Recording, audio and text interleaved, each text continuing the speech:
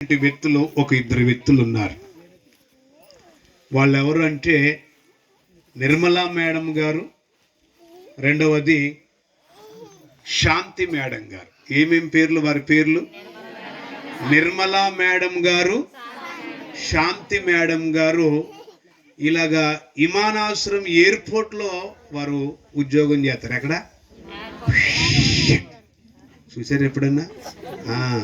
గనుక అలాంటి విమానాశ్రయంలోన వారు ఉద్యోగం చేస్తూ శాలినయ్య గారిని ప్రేమించి, మీరు ఏజెన్సీ ప్రాంతానికి వెళ్తున్నారు కదా, అక్కడ మేమేదో చిన్న ప్రేమపూర్వకమైన కానుకగా ఈ దుప్పట్లు ఇస్తున్నాము.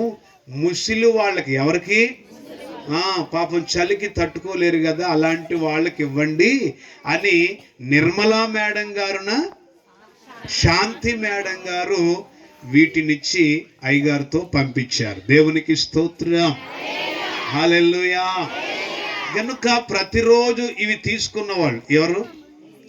ఈ తీసుకున్న వాళ్ళు ఎవరి కోసం ప్రార్థన చేయాలి?